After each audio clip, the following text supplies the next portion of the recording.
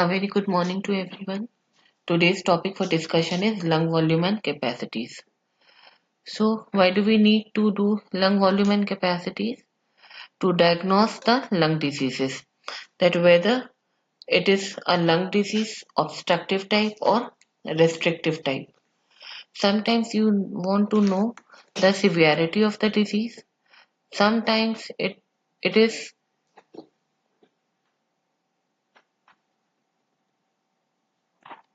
it is that you want to know the response to your treatment, and sometimes you want to know the progression of the disease.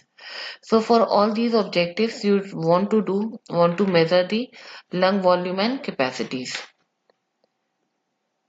So the lung volume and capacities are of two types: static and dynamic. Static are when the time factor is not involved. These are expressed simply in ml or l liters. Static may you only inhale and exhale and you don't look at your watch. But when you do dynamic, you inhale and exhale in regard to the time. So time comes here as denominator and it is expressed in milliliter per minute or liter per minute. Tidal volume. The time when you sit in your classrooms, you see TV or read novel, the amount of air you are breathing in and breathing out is your tidal volume. So the tidal volume is the volume of air breathed in or out of the lung during quiet respiration. This is usually 500 ml. It increases in exercise and decreases if there is respiration or depression of respiratory centers. Then comes inspiratory reserve volume, the extra volume of air that can be inhaled by a maximum inspiratory effort over and beyond the normal tidal inspiration is the inspiratory reserve volume. You are sitting quietly, you took a normal breath. After that normal breath, what extra amount of air you can inhale in is your inspiratory reserve volume, and this amounts to be 2000 to 3200 ml. Similarly, expiratory reserve it is the extra volume of air that can be exhaled maximal forceful expiration over and beyond the normal tidal expiration. This amounts to 750 to 1000 ml. So you are sitting quietly, you exhaled, and after that, how much extra air you can exhale forms the expiratory reserve volume. Residual volume is the volume of air that still remains in the lung after the most forceful expiration. How hard you may exhale, but this air you can never exhale out of your lungs. So this forms the residual volume. This is 1200 ml. This is a graph which shows you the small spikes you see are the tidal volume. This air upper the graph going above the normal line is the inspiratory reserve volume, and this one below the tidal volume is the expiratory reserve volume. You can measure all these, and the air which never comes out forms the residual volume. And here's the graph which is also showing you functional residual capacity. Functional residual capacity is made up of residual volume plus expiratory reserve volume, and total lung capacity is the entire amount. The residual volume plus the vital capacity forms the total lung capacity.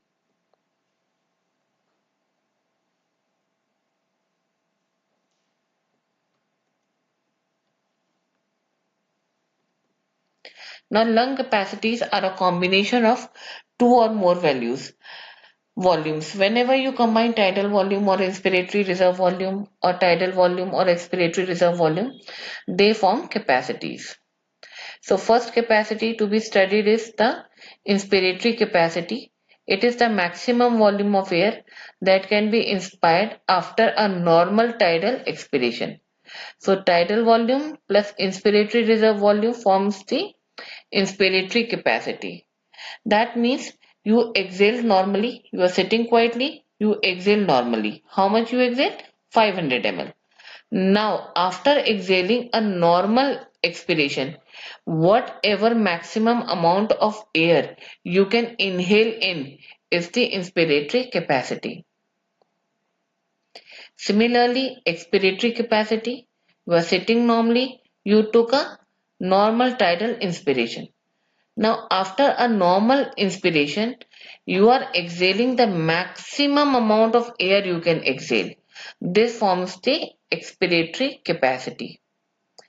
So, it is the maximum volume of air that can be expired after normal tidal inspiration is approximately 1600 ml. Functional residual capacity, it is the volume of the air remaining in the lungs normally after a normal tidal expiration. FRC is made up of expiratory reserve volume and residual volume. Normally आप breathe in or breathe out करते हैं 500 ml. Every time you don't exhale forcefully. So after a normal quiet exhalation, whatever air is remaining in your lungs is the FRC. So definitely इसमें एक तो residual volume थी जो कभी lung से बाहर आती नहीं, और 1100 ml वो एयर थी कि जब आप मैक्सिमल एफर्ट लगाते हो तो वो बाहर आती है. That is expiratory reserve volume. So this amounts to 2300 ml. Now the advantages of FRC are it allows the continuous exchange of gases. हमने एक्सेल करा लेकिन उसके बाद भी ऑक्सीजन की जरूरत होती है during the inspirations. So between the inspiration the oxygen is being made available with the help of FRC, and then you can hold breath for some time. This is possible because during this time the FRC is providing oxygen to the body. Then it dilutes the toxic inhaled gases, and the load on respiratory mechanism and left ventricle would be much more if there was no FRC. Factors affecting functional residual capacity, it decreases in old age, emphysema and bronchial asthma. FRC is, now we are done with the FRC, we are coming to vital capacity. This is the maximum amount of air a person can expel from the lungs after the deepest possible inspiration. So what you did, you took a deep inspiration, जितना maximum inhale आप कर सकते हैं. उसके बाद you closed your nostrils and then you exhaled maximal air. So इसमें tidal volume, inspiratory reserve volume और expiratory reserve volume तीनों आ जाते हैं and they together form the vital capacity. This you will measure in your human lab once you come to the department. Now, significance of vital capacity, it allows the assessment of maximal inspiratory and expiratory efforts. It gives information about the strength of respiratory muscles. So, if the respiratory muscles are strong, the vital capacity is more. If the strength of respiratory muscle is less, the vital capacity is less. Vital capacity depends on multiple factors. The first is the size of thoracic cavity. Larger is the size of thoracic cavity, the larger is the vital capacity. So vital capacity is more in males, as if you see for the similar ages, the thoracic cavity is larger in males as compared to female. So the vital capacity is more in males.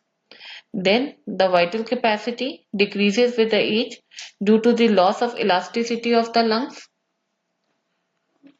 Then the strength of respiratory muscles is more in swimmers and divers. So they have a higher vital capacity. Then the gravity also affects the vital capacity. When the person stands, the diaphragm descends down.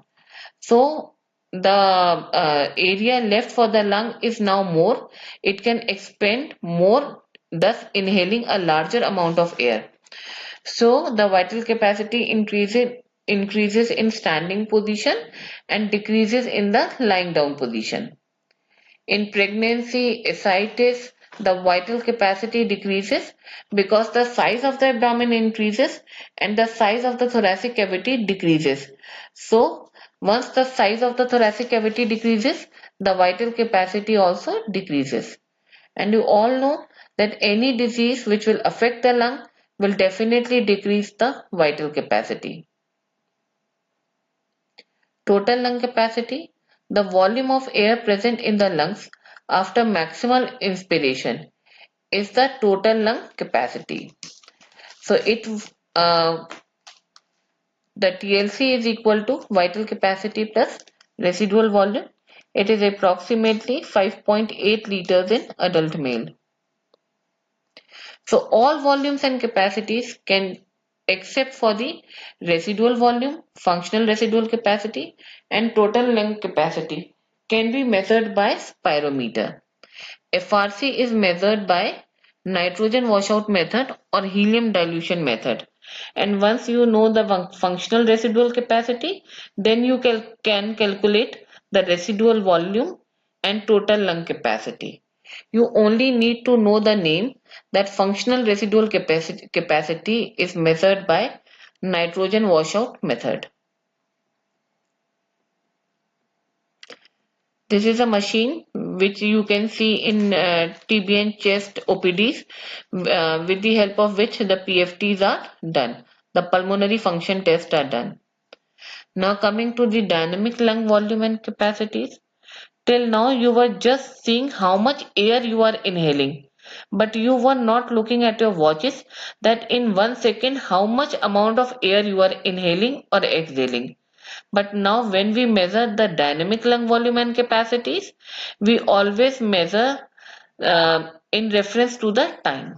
So timed vital capacity is the volume of the air that is expired rapidly with a maximal force and rate following a maximal inspiration. I'll show you a graph. You can see this graph. You see one axis has volume and another axis has time. So we are seeing how much amount of volume is being exhaled or inhaled in how much amount of time. So these forms the timed vital capacities. So the three factors which are very important in for timed vital capacity are rapid, forcible, and complete exhalation. Because you have to keep the time factor in your mind, so the patient needs to be very fast in exhaling the air. So the components of timed vital capacity are the forced expiratory volume in 1 second. How much amount of the total volume you have expired in first second represents the FEV1. So FEV1 represents the volume expired in the first second of FVC. It is the most commonly used screening test for airways disease. It is a flow rate, so expressed as liter per minute. Normal FEV1 is 80 to 85% of FVC. FeV2 represents volume of air expired in 2 seconds of forced vital capacity. FeV2 is equal to 95% of FVC. I will show you in next slide. FeV3 is volume of air expired in first 3 seconds, and FeV3 is 98 to 99% of FVC. Now I'll explain you with the help of this graph. You see total 5 liters was exhaled in 3 seconds. So this forms the forced vital capacity. Can you see this bigger arrow? This is showing that 5 liter of air was exhaled in 3 seconds. So now with the help of this graph, we will calculate that how much amount of air was exhaled in first second. You see यहाँ हमने एक line draw करी, एक line यहाँ draw की, जहां इसने intersect करा दैट फॉर्म्स दी 4 लीटर्स. तो एक सेकंड में कितनी एयर एक्सेल करी? 4 लीटर्स. तो FeV1 यहाँ ऊपर देखिए ग्राफ के ऊपर, ये हो गया 4 litre.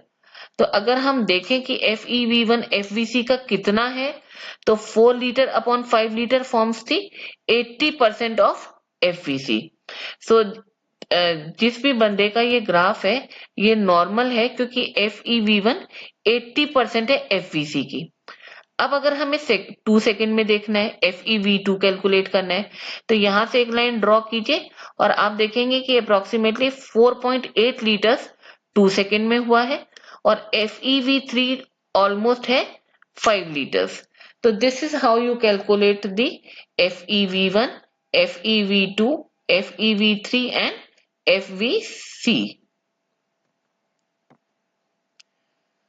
Now, this definition is often given in the exam. What is pulmonary ventilation? Volume of air inspired or expired per minute. You multiply tidal volume with respiratory rate. This comes out to be 6 liter and this forms the pulmonary ventilation. Pulmonary reserve refers to the maximum amount of air above pulmonary ventilation that can be inspired or expired in 1 minute. Now we have certain pulmonary function tests, which some things are done in lab, and certain tests can be done bedside during the rounds. So respiratory rate is can be easily measured. 12 to 14 breath per minute gives you an idea. If there is tachypnea, which means increased respiratory rate, it signifies the respiratory disease because tachypnea is present in almost 99% of respiratory diseases. Then you can ask the patient to hold his breath. If he can hold the breath for more than 25 seconds, that means his lungs are normal. But if he holds the breath for less than 15 seconds, that means the patient has poor lung functions. Then you can ask him to blow the match. If he can blow a matchstick from a distance of 15 centimeter, that means he has a good breathing capacity. This is again a machine which shows you how you can measure the PFTs.